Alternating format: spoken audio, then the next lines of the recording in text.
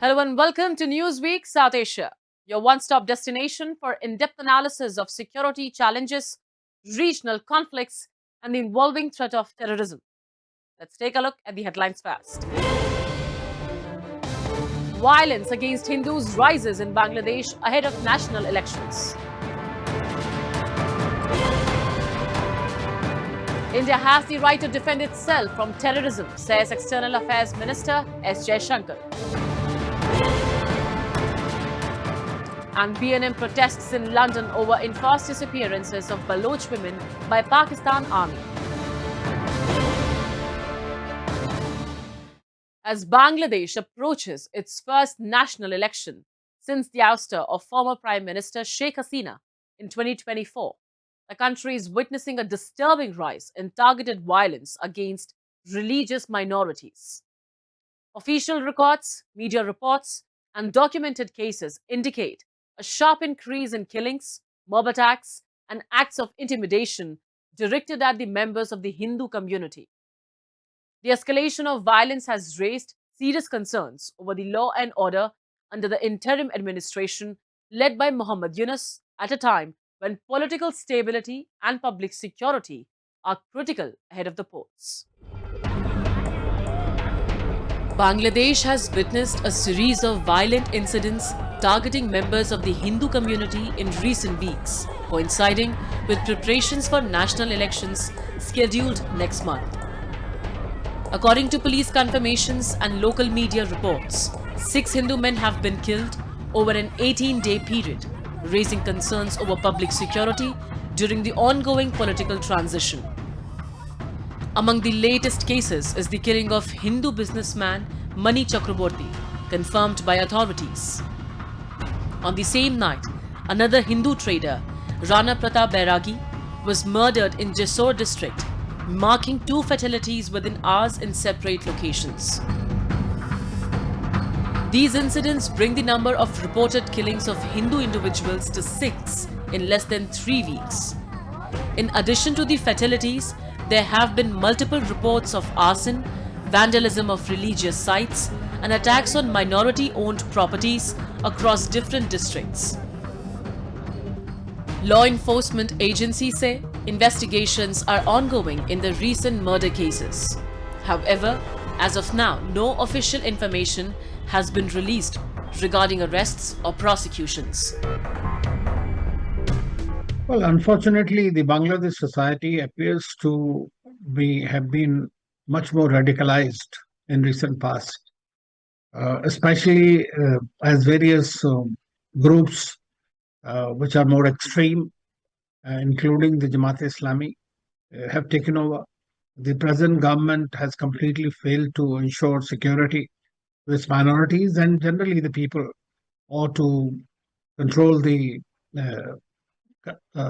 masses essentially, uh, because it is not able to come up to their expectations which rose after August 5. And therefore, but we must not forget that in Bangladesh, this is not the first time that these things are happening. The current phase of violence escalated on December 18th in Maimansingh, where a Hindu factory worker, Deepu Chandra Das, was killed following allegations of blasphemy.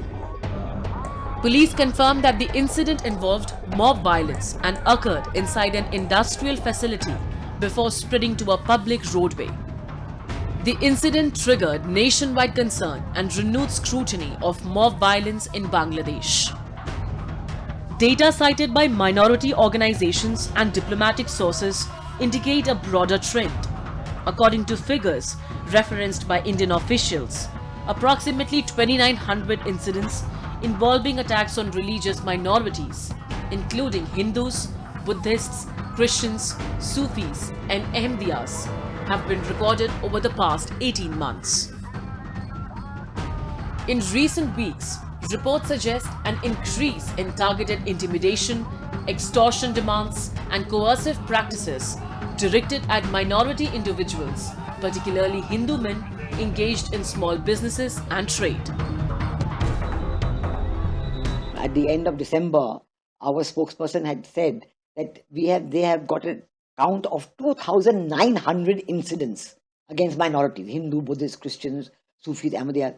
2,918 months. And then, as if because we had mentioned it, now deliberately in the last 15 days or so, beginning with Dipu Chandra Das, who was lynched to death, and then the next was Amrit Mandal, who the Bangladesh government, the Bangladesh regime is saying he's extortionate. But actually, it's well known that he was probably being asked to pay jizya.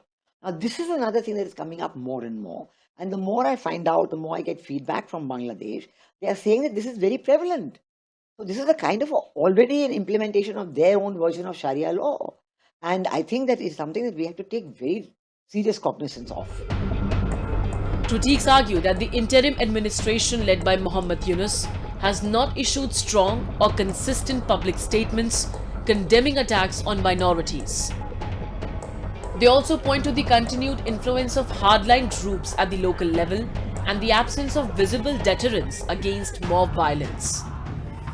Reports from several districts document damages to temples, destruction of religious symbols, and attacks on minority-owned homes and shops, contributing to displacement and insecurity among affected communities.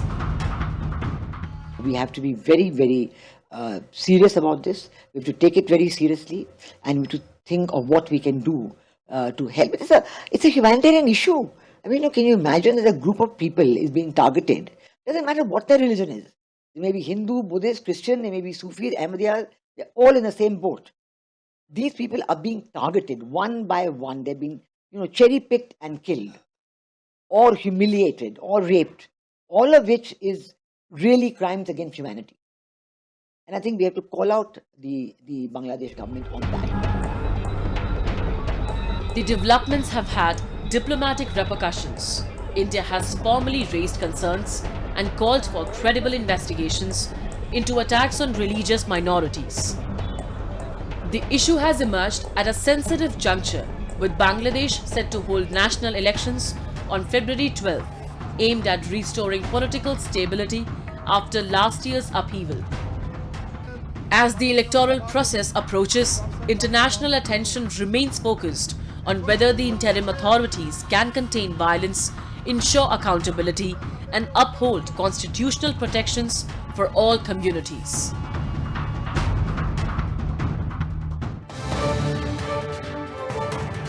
Enforced disappearances, arbitrary detentions, and the silencing of dissent. These are not isolated allegations but a long-running pattern in Pakistan's Balochistan province.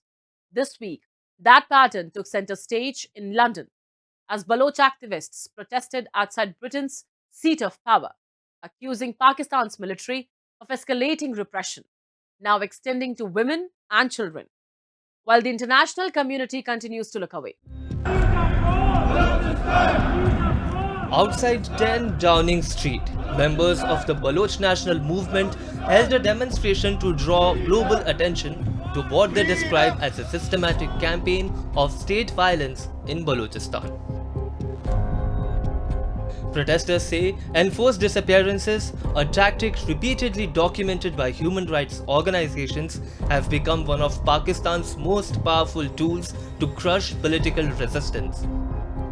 What alarms activists now is a visible shift. Women, young girls, and even children are increasingly being targeted. During the London protest, demonstrators demanded the immediate recovery of several Baloch women: Mehjabeen Baloch, Nasreena Baloch, Farzana Baloch, Hani Baloch, and Hernasa, who they allege were taken into custody by Pakistani security forces from different regions of Balochistan and forcibly disappeared. According to protesters, targeting women is intended to break the social fabric of Baloch society, applying pressure on families and communities already living under constant surveillance and intimidation by the state.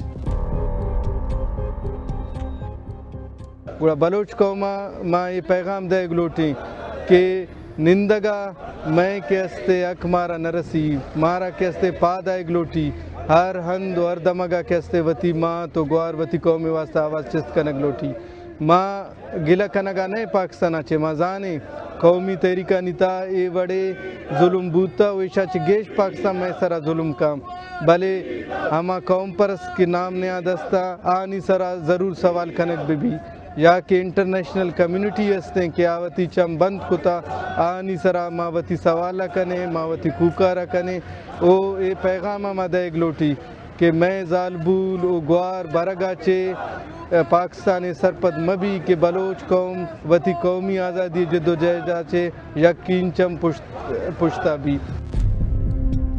For decades, Balochistan has remained Pakistan's most militarized province.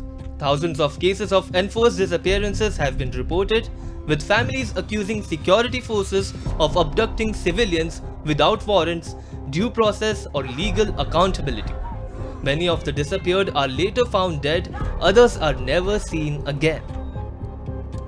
Activists argue that this policy of fear is reinforced by media censorship, internet shutdowns, mass arrests and the criminalization of peaceful protest, ensuring that voices from Balochistan rarely reach the outside world. The protest also condemned what activists call Pakistan's broader crackdown on peaceful human rights movements. Leaders and supporters of Baloch Yakjehti Committee, a collective that has led mass protests against enforced disappearances, have allegedly been arrested, detained despite court bail and subjected to prolonged incarceration. Names cited include Dr. Mehrang Baloch, Bebo Baloch, Gulzadi Baloch, Bebgar Baloch and Sibgatullah Baloch. Baloch activists allege that alongside arrests, an organized campaign of online harassment and character assassination, particularly targeting Baloch women, is being carried out under state patronage.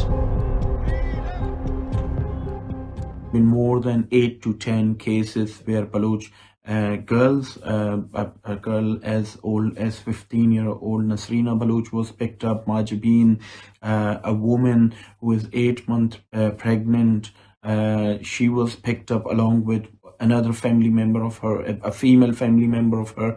So there's so many cases that the Baloch women are being targeted by the Pakistani state. Now, the Baloch women are being targeted because the Baloch women are leading the Baloch struggle at the moment in Balochistan, be it in shape of the Baloch Yakjehti Committee, where Dr. Mehrang Baloch, Samideen Baloch, Bebo Baloch, Gulzadi Baloch, Dr. Sabia Baloch, and all other leaders, the female leaders, are actually leading the Baloch national struggle for the rights of the Baloch people. They're demanding that the enforcedly disappeared people to be returned to their home. They're demanding that the Baloch people should have the right on their national resources, and then Baloch national resources should not be plundered.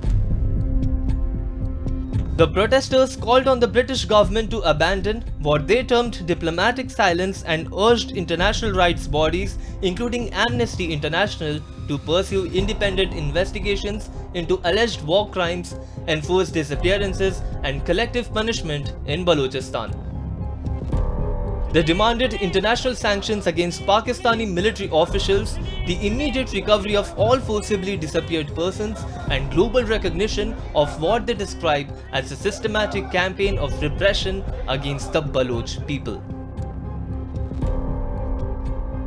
We are forced to live in a country, our people are forced to live in a country, our nation is suffering because the British government has left us. It was a betrayal then, so we demand that the British government recognizes its mistake and correct it by supporting the Baloch cause for independence, and by telling Pakistani state not to target women, not to target children. Even in war zone, there are women and children and non-combatant are not harmed, but the Pakistani state claims to be a civilized army. It has, but we have seen it is the most uncivilized army on the earth. So this is why the responsibility lies on the civilized countries, civilized world, and especially on the British government to make sure that a mess that was created in 1947 is not becoming a bigger mess because of its violations of international laws, because of its support to terrorism, and also because of its continuous violations of human rights in Balochistan and subjugating the Baloch people for last 78 years or so. As Pakistan continues to project itself internationally as a stabilizing force in the region, the situation in Balochistan tells a different story. One of silenced dissent, vanished civilians, and women becoming the newest victims of a decades-long conflict.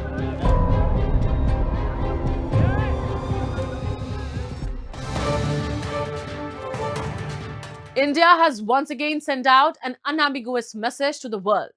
Terrorism will not be negotiated with, tolerated, or separated from state responsibility.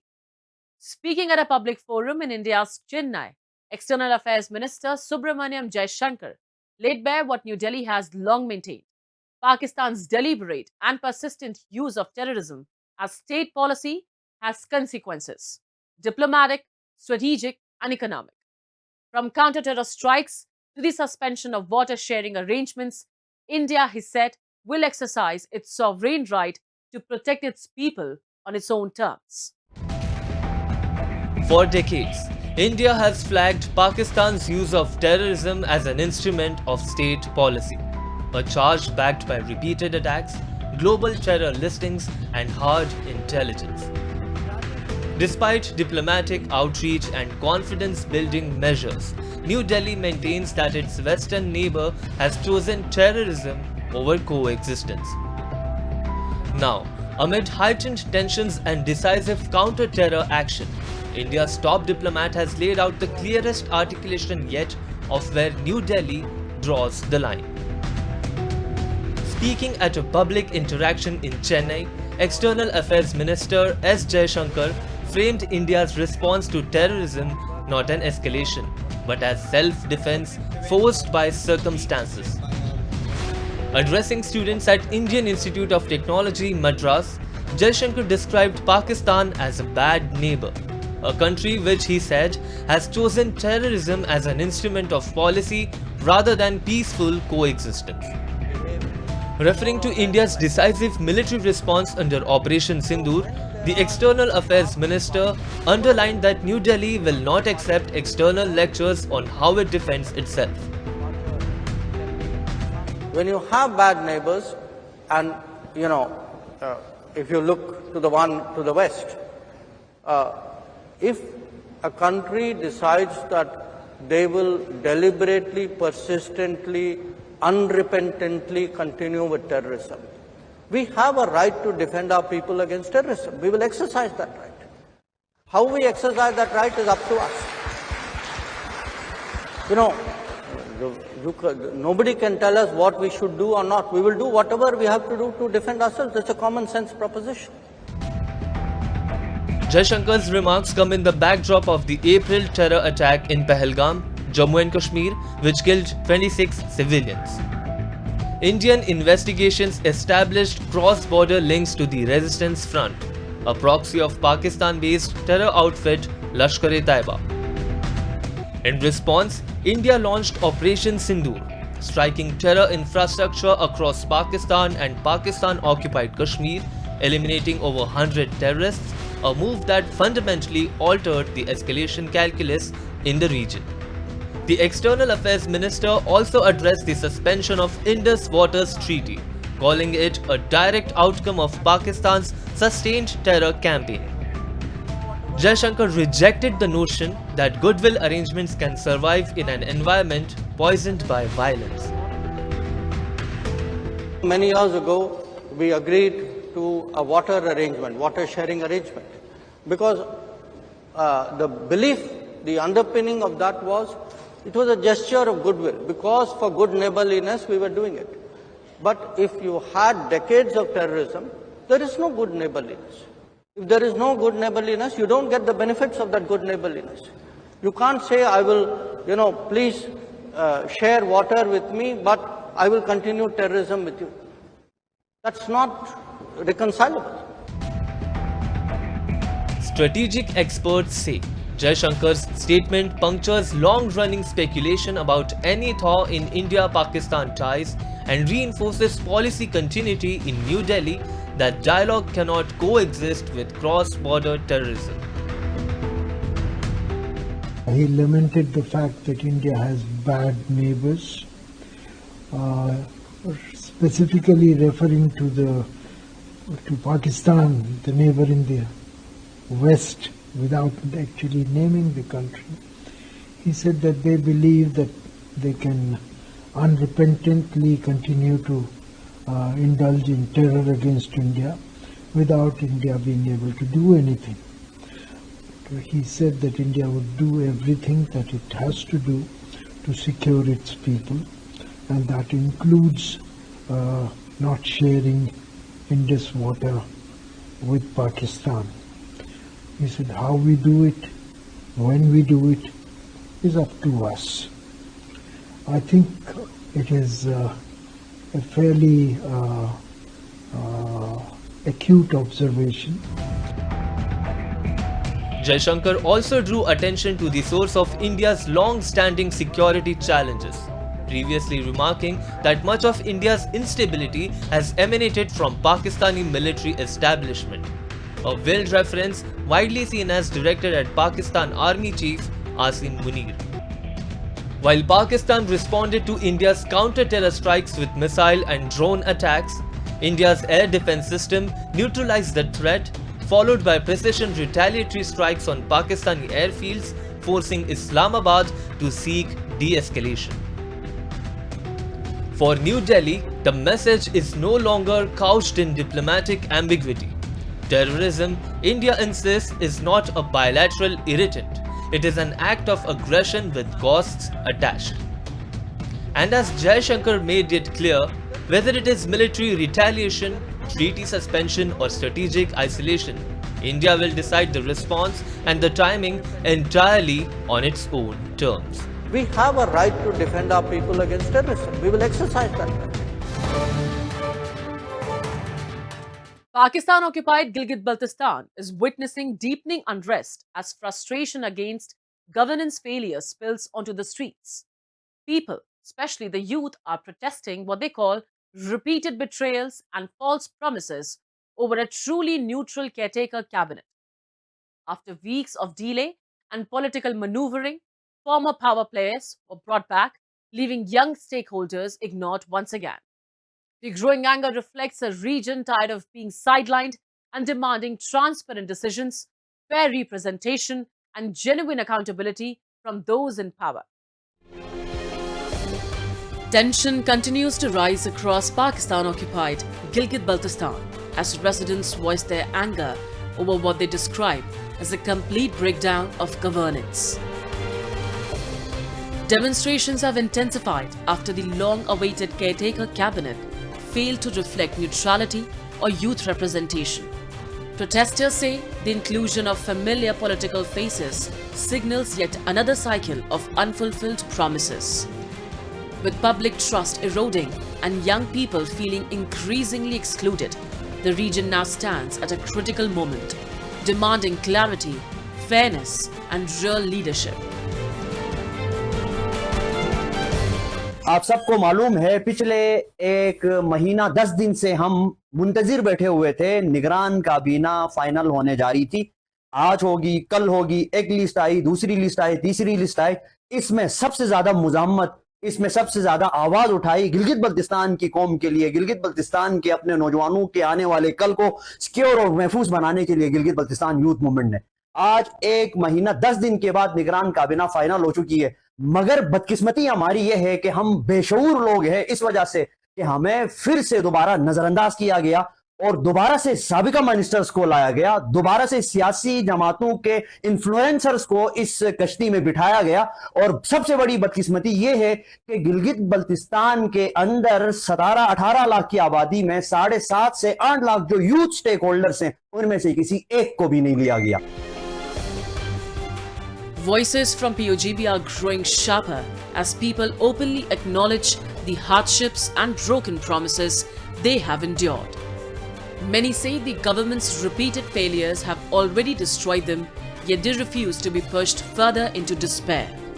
This rising awareness is turning into collective resistance, with citizens asserting they will no longer accept decisions made without transparency or concern for their future.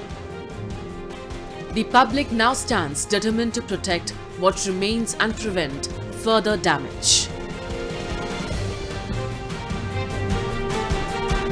कौन ऐसा है जो free and fair election करवाए? गिलगित बल्तिस्तान की कौम, आप अगर इस निगरान काबीना के मामले में न्यूट्रल रहे, आपने हर मामले की तरह इसको भी परे करो, दफा करो, छोड़ दो कहोगे, यकीन जानो आज यही हम अगर बाशऊर हो चुके हैं, हम सियासी तौर पर इतने मैच्योर हो चुके हैं, तो हमें इसके खिलाफ रद्द अमल देने की जरूरत है। हम एक हुए तो हुसैन की इनकार की तरह डटे रहेंगे, हम कबूल करने वाले नहीं है। हम न जरखरीद कोई गुलाम है, न कोई जहनी गुलाम है कि आप लोगों के जो मन मर्जी के फैसले हों हम तस्लीम करते रहे। हम तबाह और बर्बाद हो चुके हैं, मजीद तबाह और बर्बाद होना नहीं चाहते। गिलगित बल्तिस्तान की कौम, अगर आप लोग आज खामोश हुए तो कल को खुदा गवाह है, नाम ही मिट जाएगा, आपका नाम निशान तारीख में नहीं रहेगा।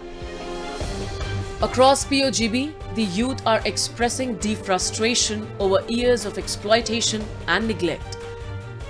From broken roads and weak infrastructure to inadequate healthcare and failing education systems, they say their lives have been shaped by constant struggle. The final blow, many argue, is the newly announced caretaker cabinet, which once again excludes genuine youth representation. With worsening conditions and no meaningful reforms in sight, young people are now demanding real change, accountability, and a future that reflects their voice. And with that, we come to the end of this edition of Newsweek South Asia. We'll be back next week with more news, views, and analysis from the subcontinent. Meanwhile, do keep writing to us at nwsa@nin.com. This is Shivangi Mishra signing off on behalf of the entire team of Newsweek South Asia. Goodbye and take care.